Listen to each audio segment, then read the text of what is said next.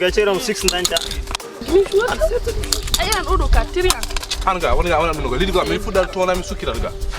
jen yura anje lido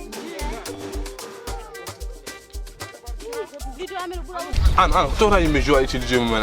hollum ni la famille garemi walla mone feere gopponde fijirde nde ala gartam taw aɗa wawi fidde aɗa gaño hen haalis ɗum holno wonirta jata ko google chrome mbaɗa téléchargé application oneisbet sa pari mbaɗa installé application ɗon noon aɗa wawi créer hen compte ma taw aɗa utilise code promo toup 222 oɗo code promo toup 222 sa utilise ɗum aɗa jogui bonus 200%. wadde oneisbet aɗa wawi tawde toon joueji kewɗi gañoɗa hen haalis sa gañi men haalis aɗa wawi retirde ɗum e banque li walla masrafi e ko nandi hen wadde eɗen mbawi wiide oneisbet ne woni disponible e nder leydi meɗen ande miɗo wari ladde nde miɗo heɓani poftinoɗo ande ɓernde hiri ladde nde ɓernde hulani hirdi ko e beltino koɗo kanga soynara waynotako koɗo kewɗo doole dillini ande ɓurima doole fimata wawoytade gilli piɗima to ke gilli kadi giroɗanade Maria filito dew Maria kafundu kanye Maria filito dew Maria kafundu kanye Mariama alami salaki kono mi wawaru kudema ko geno fodani se fanteno bagal ko ndiyam eftota ko so geno fodani it go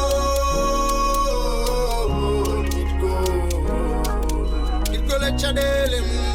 garduɗi mum gurnima ka fotani wima dole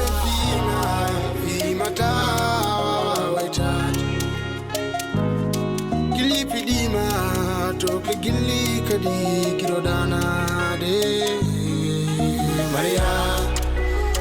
filito dew Maria kafundu kanye Maria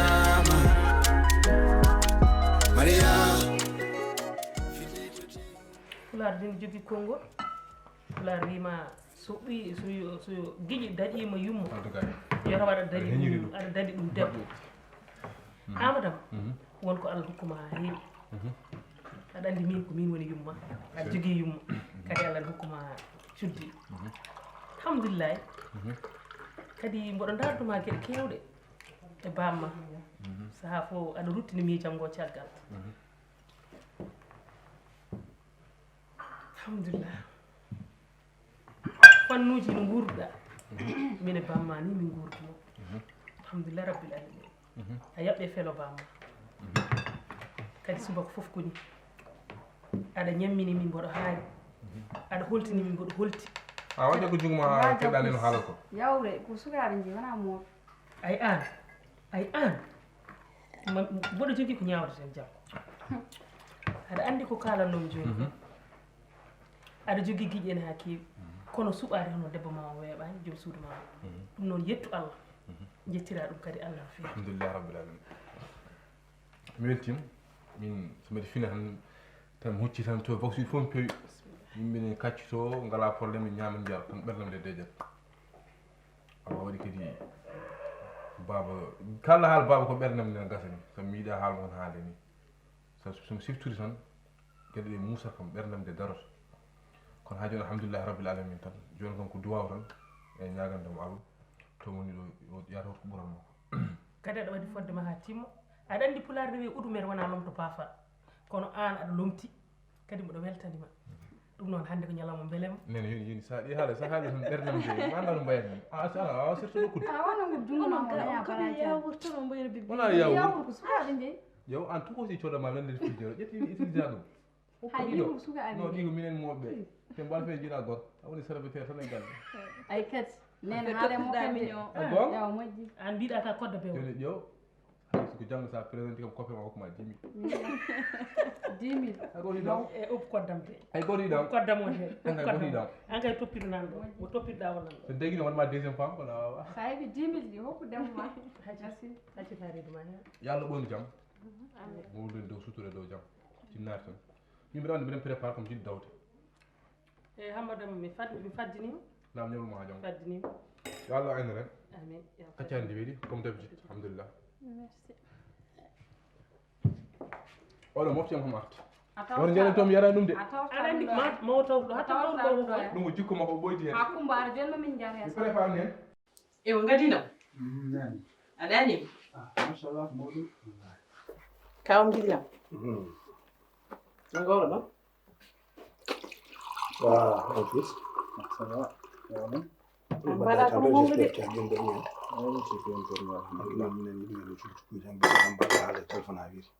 o oto toppiti ko haalata en tout cas ɓeɗanto jamma ko seeɗa ko heddi ko koye golle ɓe gonata eyyi ko ɗum noon noon caɗi ko jiɗɗa guilanɓe tottam pain chocolat ko jiɗɗa foof yo tan mboɗo haddana merci bébéyam je pense que mi ƴettat subana waran ɓuuri ah par ce que oɗon ganduɗa chocolat ɗum jiɗi parfois eyyi ko hen tolniɗa so dañi cuɓantoɗo ma suɓuɗo ko inchallah yo gurdam juuti wona o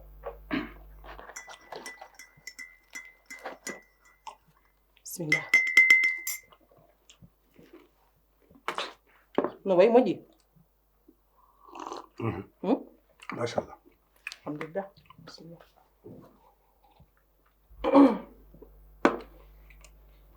bon min on continue min jawrani gueɗe gotel et vraiment ça me tient au cœur bon ko fate aɗa andi cukalel so woodi no wayi tan il faut yettude jinnaɓe no feewi te min je suis vraiment fier d'avoir des parents comme vous voilà on nehi kam to poɗɗon nehdemi on mbaɗayam ko poɗɗon waddayam te kadi kala to gueƴiraɓe mi jooɗi kala min mi haalata te wona yam fuɗɗi koye mon fuɗɗi et vraiment je vous remercie pour ça et puis mboɗo yetta Allah no feewi pamen et ɗum ɗon kadi mboɗo yiɗi kadi rendude moon heureuse et puis mboɗo yiɗi kadi wadde le max possible ha gonanayam fier fami donc vraiment je tiens à vous remercier pour ça a waɗi no gowɗa wadde a fi kam kadi kuural kadi mi teɗɗini becce mi yeeɗi enen def ko ko noon parce que ka jinnaɗo a waɗi hoore ma minen fof komin gowtomi e ma te kadi min jettat Allah kadi min jettuma kala jettuɗo Allah kadi foti yettude sababu a wawno wiide ko konko tan jibinɗa a jibinani mais minen fof nenduɗa mbaɗɗa men haɓɓere wotere te franchement merci beaucoup welti mbeɗen abba mum nder minen noon yettata ham a tan sukko aɗa ɓinguel nena aɗa andi hannde ko jinmi wattade ko jiɗɗa wotere aɗa andi saaha aɗa waɗanimi tuuyam Amadou ne waɗanami muuyam aɗa andi hannde ko tuuyani ñiiri buna ah bon min wima an no ñiiri bunani safde mi kadi ɗon jaltirɗo eyyi ñiiri buna tan min jinmi hannde tan kala kono welanno kam a waɗi hannde ko ñiiri buna tan tuuyami hannde defamo ñiiri buna mo nam hen nebam buna ko min mbiyata noon mbiyata ko tuuyama ñiiri buna welde aɗa ko min defa wi kono sa woni defo kay kanko woni jewgal te min mbeɗena dawa an nokkanam de mannaka men nebam sew mbiya nebam sew ya jaade aɗa andi ñiiri ndi hannde ndi jinmi wayni ndi wawa nani wanno gowɗa wadde defa wela mi ñama haade mam def kam ala ngam tuya ñiiri buna ɗum te ko haajuma tan aɗa andi fulɓe mbima so giƴi ɓuurimo yummu moƴƴo ɓuuri ɗum debbo moƴƴo kono kadi so giƴi ɓuurimo yummu moƴƴo ɓuuri ɗum joom galle moƴƴo mbama ko labaɗo e nder worme en kono makko weeɓani de sa artimo sarla jaaɓi gurdam ma ko gurdam belɗam dañata minen kadi emin belti komin jibinma ko nde tawno ko minen ɗin jibinma a faami sa yii bamma itti ko fotino entreprise wima ya arde aɗa andi a wona ñallowo limde potoji lampo e beddaji aɗa wi ndukumal ndukumal kisandu sa wayno noon o tottatama ko tottuma ko aɗa mérite wadde gollal ngal ɗum noon timmin aadi o minen komin ponno wadde fo min mbaɗi ha kawam giɗam min kam ko fonno ko haalede fof mon fils yumma haali andi un pauvre ne peut rien donner à son enfant de l'amour et l'attendre. Et une bonne éducation. Donc, oui, je suis yatin. Inch'Allah. Ça y est, je suis même pas eu de mener du moment. Responsabilité, c'est qu'Andoudi, je suis un donc, je suis yatin. Tino da yana ni fi parce que mina rande natti jogado longtemps entreprise au fond ngaro di jumuma donc tinen fi inshallah so Allah jabi kawam gidam fulbe bima so dole donki yo dole kebbo a gonda ko ronkit kanko yo hebit won wadde mbaden ko non min ko andi bodum ummo préparer à daw le be dak ñewdut comme que tes responsabilités il faut ngara à l'air kadi ko le rend un bon exemple pour tes employés tout ça donc bodum essayat donc ci mo nek kachadi mais machallah donc en way ki mi rew ko c'est plus no sa dara ngadana ko kado inshallah anniversaire ma tewdude inshallah jandi ɓurde ya inshallah o tampata ɗum tagata neɗɗo wiyde sa jibini ɓe niru ɗum poɗɗa nihir ɗum ni ko noon il faut ko gandanɗa warma mantene makka hakkille feewi il faut ko surveillant ana lendi ko sigel ma no wodi par ce que min ko jimi ko ɗiɗo jammaji ɗi o ɓurani wawde ɗanade hende feewi sukaɓe en kiwi koco kono ala probléme mami surveille mami ƴeew ko woni dow mum watti hen hakkille nde feewi la caɗele kala ko jiɗɗa jiɗ subaka hiiri watti hen hakkille par ce que responsabilité mo jogui o weeɓani wallahi machallah donc il faut ko tinno ne feewi yo taw ko enen jeeɗa yo Allah dandumo e bone kunduɗo e guite haccita gaccari ndiyam machallah bon hande oto fadam buttari parce que kon joguimi ɓe jogui partenariat yaji kessila il faut comme yindere mabɓe donc ɓe rendi min wodi liberté vers 15 heures 14 heures 15 heures comme ça ndisa motto min goto kadi donc kon noon atayo kam 3-0 ala probléme ko jiɗɗa fof yo taw mbiɗa hattande jande ɓurde wallahi yidde no foori kono noon yo Allah aynireno jande ɓurde mbaɗa mudda entretien goto mbiɗa foti yaade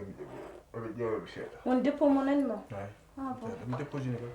ka yalla newno tan nata fini kam dow jam nayis aɗan tawo ala hunko yiyande note alhamdulillah rabbil alamin ɗum ko dépense ɗum cher ɗum ɗum ɗo cher ɗum hakkude ma wona ɗum ko mi anda poti wiidema par ce que yo bon wallahi mi anda poti haalde ni gallo fof an gérat beaucoup de choses mo gandanɗa hoorema maro ko enen nden de ko en duwa tan cohli yo Allah newno ya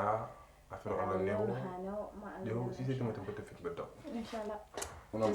on y va ok bye so mi essayer ina mi ɗum maman mbeɗen ɗo jangi ayo battandi nonde jaay jam garta e jaay mi watta ko welani ƴewɗam ɗo téléphone am o roki yo ya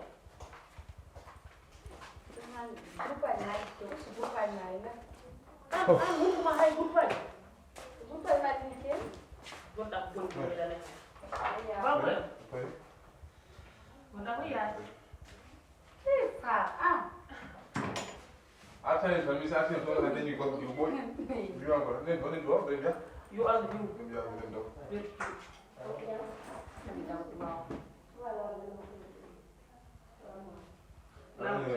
yo Allah newo yo mbima e moftunde a tawtaɓe mbima ha ala ko kumbuɗo jema ñaatay tan ma Allah yo inchallah ñalande jaam nanguɗo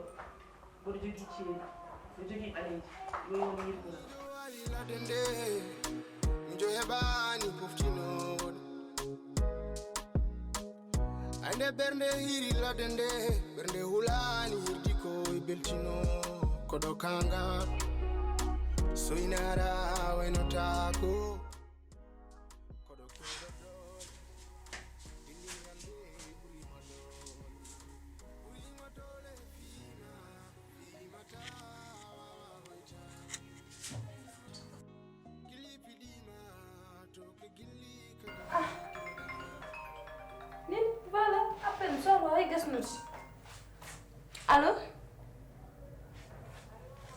oui no gorɗa affaire machallah alhamdulillah no gorɗa laare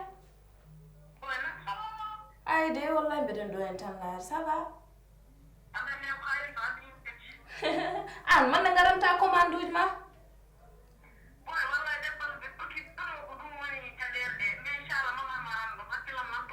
hakkille ma nan ga en Bonjour boss. Comment allez-vous? Ça va? Alhamdulillah. Alhamdulillah, en fait, employé qui est niveau. Bicho ato Je suis là, il est là. Aide boss, ɓe garani ton. Ok. Mais s'il y a quelque chose pour moi, je suis dans mon bureau. Ok. Ok, à tout à l'heure.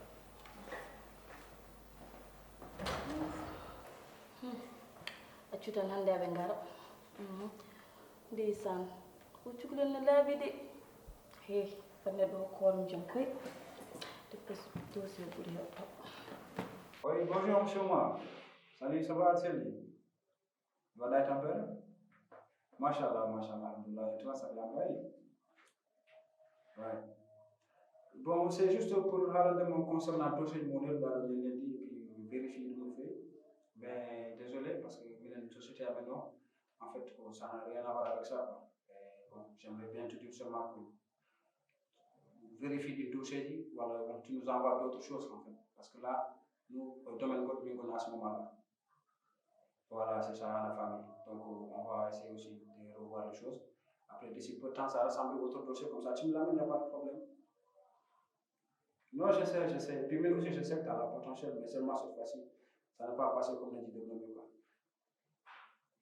Ok, merci.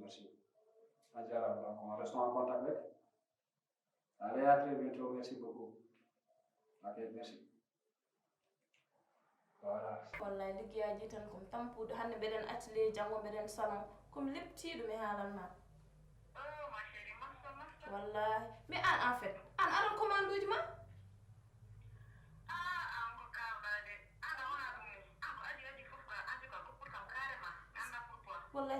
wallahi sehil famam tan liggey tellement komi occupé meeƴo o tampino hoore ma momo invite mo onon galle inchallah mbimami ko jaggum ko fof ma woppu fof ngaro ñallo noon kam oɗo kiiro noon kam sehel hi surprise goto mawɗo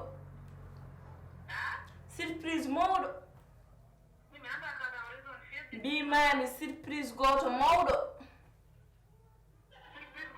mi haalent mawɗo te mi haalama ngollo mbeɗa ñotanma ɗiɗo ñotol uf mi haalama sa ɓoɗi ɗum tan wuuro ngo fof dillat i mi haalent inchallah mbeɗen fatmade eyi ok woni bi katta eyi allez bisou ok woni wisita aussi kangar an lepti kam Dende bernde hulani hirdi ko beltino kodo kanga so inara weno tako kodo kewdo dole dillini ande buri madole fima tawa hoita kilipi dima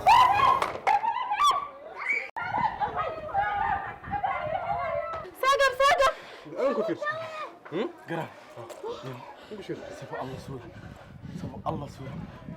تموميلو problème maji mummi mi yimo rego mo jogi dum en fait mi ummi problème maji la budde mo wada no bammini kon wona sagam kadi wona jikkam gara dar sebo wallahi wona jikkam gara ay tan ma jafuda kalum ba bismillah mar la mo cikal ma wona ay dara mankira ay telefon ma fo ayi taw sebo pada Manam kay lawt bi. Ya hayda bismillah mar de berna wona ka habi kay ma taw bismillah ya Il faut me tragal. Ya umdar wallahi ko ma ko jaram ma dum yaade bedda difti kalpe jene no firti kon gummi galle yadam ko min kor jogi o wadi tuule moye ala fof ko wone pourtant yidde on welti nena hande mi fini miñiraɓe galle fof nen jooɗi dépasse haydara wode ɗum takam wadde no bammini komi jooɗino ɗo mbeɗa jahli ɗum takam jiimi ko ɗum tagi wadde no bammini ɓe wona jikkam gara sebo ay neɗɗo ka gorko minen fof emin jogui probléme jinnaɓe min to gonmi ɗo ko liggey ƴeewyammi a faami kono jaranta kam wujju jaranta kam fende a faami sa fini ka gorko a jogui doole ma haydara heɓanima daw hay soko minen far dañƴa ko mbawɗa dañde foof dawa hen a faami ko ɗum ɗo wona solution a faami ɗum joni laamu wawa fottuma hunde cokeɗa ko jaranma hen yumma heddo ɗo kañum fof wonde mette misére a faami joni mi conseille ma hay soko liggey mbawɗa dañde foof hay soko yeydu mbusuji ko mbawɗa yeyde foof ya yeeyoy ɗum concentré e jinnaɓe ma a faami an sa wujji ɗo a ñammini yumma ko laaɓani est ce que yumma ma welto hen wallahi c'est juste rek mi ala solution ala no mbawi modde ala façon solution no woodi mon frère solution no woodi fin dawa mbayano worɓe mbayni a faami hay soko minerva e ko wawi wonde foof liggey mbawɗa dañde foof liggu ɗum ñamna jinnaɓe ma ko laaɓi min mbiɗem ɗo hande ko uñaji nayyi pinirimi joom suudam hokkam ɗum mbiɗem ɗo mi ala liggey a faami kono da ñammin jinnaɓe ma janggo sa fini dawa e ko mbawɗa dawde foof gara hersini kam de mi hersinani eɗen ndendi koye men eɗen ndendi koye men en gara sona jinnaɓe men wallahi yo Allah newnu amin mon frère yo Allah newnu bismillahir rahim yo Allah ayna ren bismillahir rahim a jarama marhaba Allah yoɓe gara marhaba bik marhaba mon frère marhaba yo Allah sukkane sukkede ɗo cukkiɗɗa kam ɗo nde merci a jarama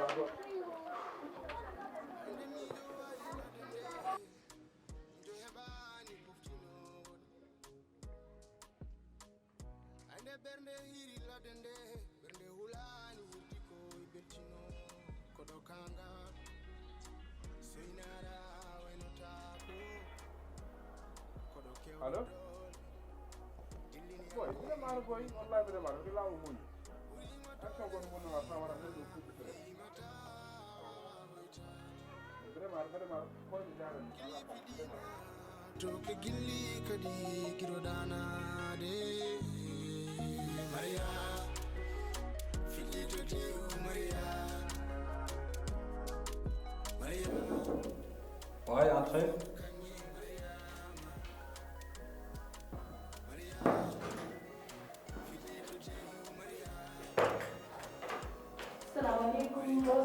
Waalaikum salam mademoiselle Ba. Veuillez vous asseoir s'il vous plaît.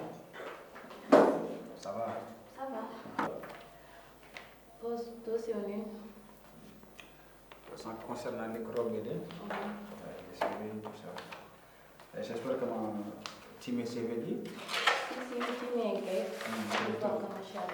C'est bon. C'est bien, mais ici ça m'a rejoint ce team là. Comme quoi, soit des gens qui ont des bon, en fait, je tenais bien à te remercier parce que je vois le soutien important dans la société. Vraiment,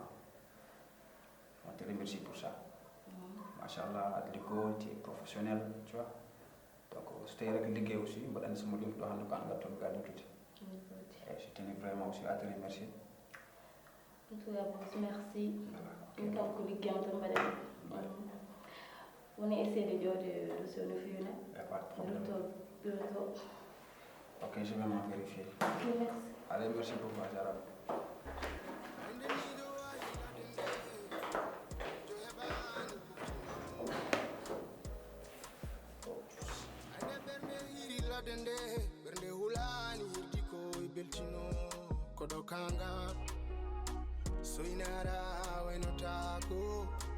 Kadi fof jalnaade mi wimama 9 heures nan ara 10 heures jeeyata ɗo manjara lo wuuli tan mais nayi so mi gamon siw cayna mi yara ɗo moftan sogal général ningis ha wona ningis kay an wallah affaire ma hamir wallah boy a fama tan a sawi neɗɗo aɗana ara ma siw 4e gane ngara wona ɗum ɗo a famay ɗum garama sama hayli hunde jaɓat ɗum nana chômage classe a deej gorɗa a deej alhamdulillah am wulɗa ɗi koye maɗi mbiɗa boy wi boy hande garama ko wonti acteur ka takkinoɗo godoro ngaji ɗi takkide godoro ngaji avant takkide godoro ngaji mi ara e beddo farcier o mi rewi hen tan mbeɗa ara potimi jeune fille goto agressé jeune fille agressé wallahi jeune goto mi ɓandam dogi ɓeɗam de gasi par ce que min gari nde ha nanguimi gayno minen komi cippiri boy o gañi kam ɗo ga hamin cippiri nangumomi cesmomi miro howma ko wonti acteur tan wallahi a mbiɗa fof waɗa pari mais o haali haala jurminiɗo wallahi comme frère wallahi wona agresseur ɓe jinnaɓam tan hay koɓe ñaami ɓe ngala o yi fini o yi galle no wayni affaire o nanguimi choc tafi waɗde gueɗe mais mbiyom ka gorko fami situation ngaji min hono koye situation gonɗi mais so Allah waɗi a woni gorko so ñamminde jinnama ma ñammin ɗumen ko laaɓi fami liggueyaji fof non ɗo on minévre wona goɗɗum woodi affaire ji kewɗi non ɗo ganduɗa ma wawi ñamminde jinnaɓe ma a faami mais sa yimomo tan anda o wona bandi quoi a faami saji pression jeey tan ni pousse ma wadde affaire ji mo ganduɗa hoorema o a andi wona ko ma eyyi wona ko ma wallahi hunde yurmininde san mine hooram saw kalanɗa ham ko ɓernande fof dogi ƴeɓi yejjide barra damɗo ni kono Amadou wallahi ko kalɗa ko ne yurmini no feewi kono Amadou saɗa tesko toujours haaluɗo jam ko ɗum ɗo kalantuma en mboɗo wiya neɗɗo toujours yo yettu Allah an toujours aɗa ara kala caɗele ma koma mi janggi mi gayni ha joni boɗom ɗo henni ni aɗa haala affaire uji ma kewɗi wima sil wallahi ko gonɗa ko aɗa foti yettirde ɗum Allah saabu won wonɓe e laabi ɗi ɓe mbaɗata koko boni ɓe jahata koko boni alhamdoulillahi rabbil alamin Allah rokkimama gandanɗa hoore ma aɗa jogui cuddiɗo ma moƴƴo ene wallodira e ma kala to poɗɗa tan dillude ene heedanma ɗon Amadou ko neɗɗo ɓurɗo e souffrance kono Amadou est ce que aɗa andi janggo holto jogorɗa wattinoyde a anda yo Allah hokke wattinde no moƴƴi kono tinno hokkuma ɗo annen e allahumma hokkumi juul kala tinno min kam basitomami tan ko gueɗel gotel tinno e gallo kadi aussi tinno e madame o no feewi tinno e cuddiɗo o no feewi ganda kadi ko neɗɗo kedanɗom saabu neɗɗo woni neɗɗo moƴƴo tan mo ganduɗa moƴƴere ene ñohe caggal makko wallahi aɗa haalanami ko heewi caggal makko kadi aussi aɗa andi yimɓeɓe hannde kala koɓe joofi tan sa ƴeewi nder ko ɗum woni ko woodi ɗon ɗum ko nanami minen banggueji goɗɗi ko gandanɗa hoorema somi nani ɗum ene deeña ɓerdam kadi anne kadi sa nani ɗum ene deeña ɓerde ma wadde tinno e cuddiɗo no feewi ɗum woni ko basiri ma ɓeydi komi siwa ata e men jaare mi siwat min ɗon 2 feere jaram ɗo fof mi jogui rendez-vous goto ay acco haala te ƴeew poste son tekki adda hayso temeji joyyi kami pasode classe ɗum ala ha ɓoy kam passe o amiɗe arɗo mbaɗa uññere joguinomi mbimami madame fini totti kam 4000 andeni guitti 3000 totti mero fat tan soit parde guitti 3000 totti mero uññere totti ɗum boyo agressé ɗo agressé ɗo eyyi wallahi kam totti uññere nde no watte classe feere ala siw noon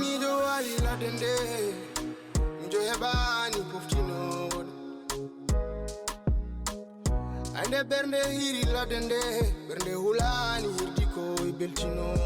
kodo kanga soinara waynotako kodo kewdo dole dillini ande burima